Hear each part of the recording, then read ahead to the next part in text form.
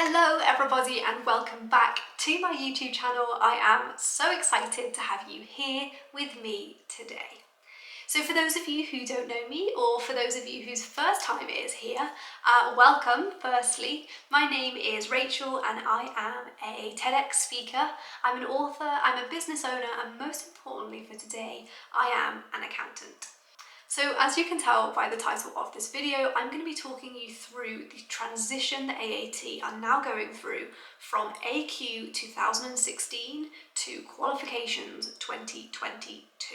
So I have full AAT member status, and the AAT journey, supporting AAT students and AAT as a whole is something that I am really passionate about. I actually did transition from one syllabus to another during my time with AAT, so I'm hoping to be able to hold your hand a little bit during this process. So today I'm going to be talking you through the main differences between the two qualifications firstly.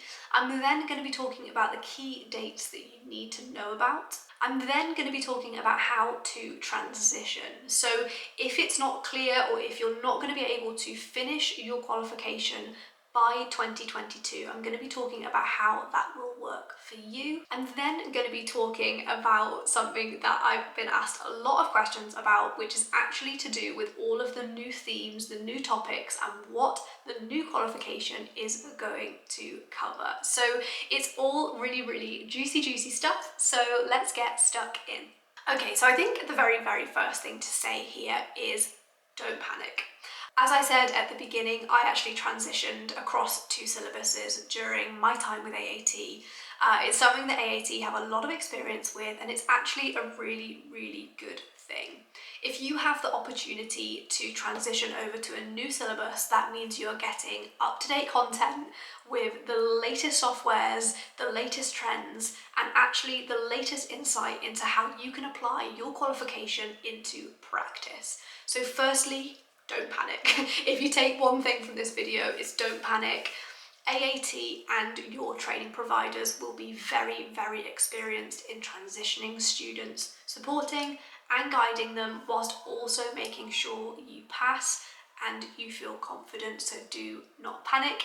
You're in very safe hands. I would encourage anybody, if you are feeling super anxious, pop a little message in the comments and we can all support you. So next up, what are the changes? What changes can you expect to see moving over from AQ 2016 to Qualifications 2022? Okay, so this is something that a lot of people had a lot to say about. AAT have actually tried to remove as much repetition as possible from level to level. So lots of people who did level 2, 3 and 4 found that modules in each level seem to cover the same things. So AAT have recognised this. They've actually streamlined the qualification so that repetition is avoided wherever possible. So that's great if you are doing level 2, 3 and 4. It means that you're going to have a really consistently engaging taught courses.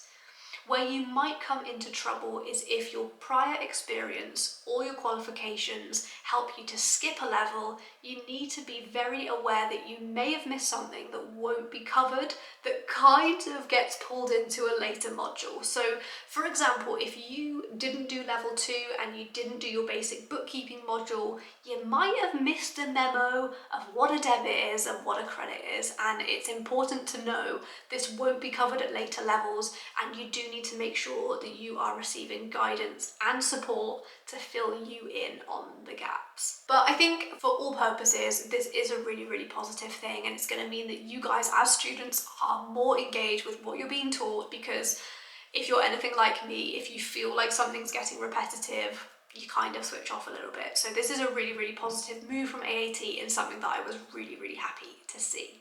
Okay, so next up, we've actually got an update, which it does come with every update, but this one feels better. This syllabus has been updated to provide a more accurate and more real reflection on what working in a business environment means as an accountant. So I was really excited to see this update, and what that means is they've actually withdrawn some of the papers that were less relevant, and they've replaced them with some really relevant business context. So At level 2, we have removed the using accounting software module, and that has been replaced with the business environment. At level 3, we've got the synoptic assessment being completely removed, and that's been replaced with business awareness. So one of the key changes from 2016 to 2022 is actually at level 3 and level 4, the synoptic has been removed. I can hear people clapping and cheering now. So yeah, level 3, level 4, the synoptic has been completely removed because, again, it was duplication and it was testing knowledge that's already been proved in your prior exams. As well as some papers being switched with other ones, and with the removal of the synoptic, on level 3 and level 4, a couple of the papers have actually been merged together into one more comprehensive exam.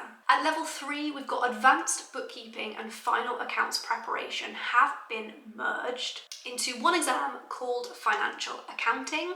And at level 4, we've got budgeting and then decision making and control have also been merged into one exam, which is called advanced management accounting. So with some papers being withdrawn and replaced with others, with the synoptics being removed and with those exams being merged into more comprehensive papers, what that actually means is that at every single level, we're now seeing fewer assessments than before, which is amazing. I can literally hear people clapping and jumping up and down in their seats. So we've got fewer exams, merged exams, and only one synoptic at level 2.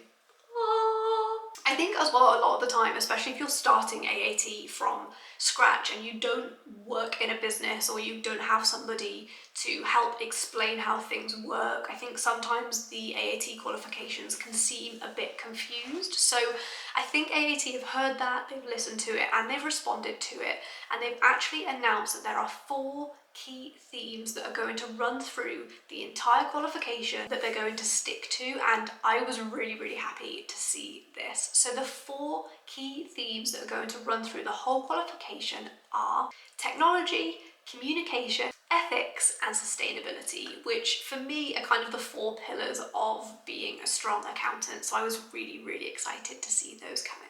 So, as I said earlier, level 3 and level 4, the synoptic has been withdrawn. So that is great news for many people, but if you're on an apprenticeship scheme, those synoptics actually tied in as your apprenticeship endpoint assessment, and because they've been removed, you will now actually have to do an extra endpoint assessment as part of your apprenticeship.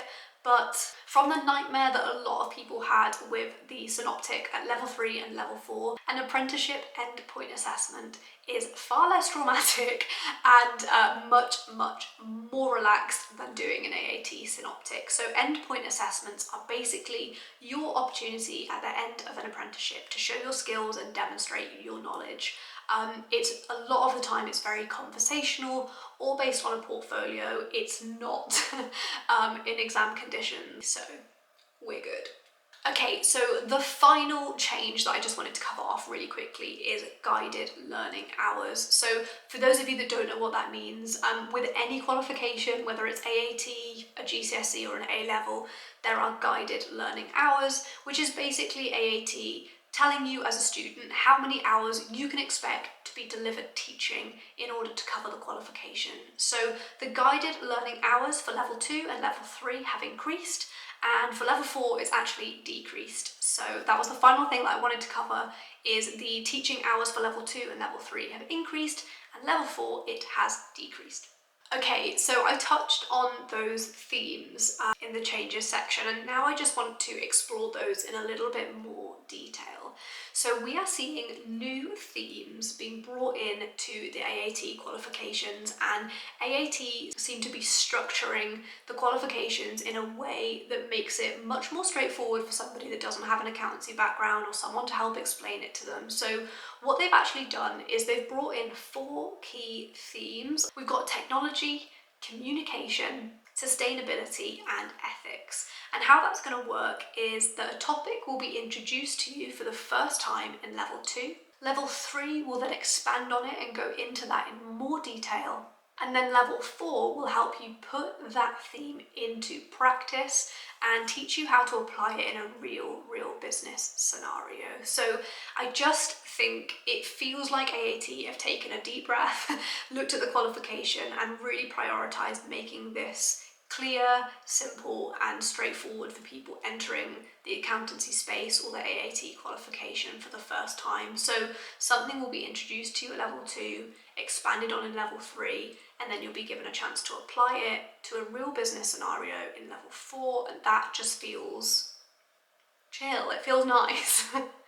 So technology, communication, ethics and sustainability are all real challenges that I, as a business owner and as an accountancy practice owner, face on a daily basis. So it just really feels like AAT are keeping their place in being a practical and reliable qualification that is in the real world. So I've been so excited to see these changes come.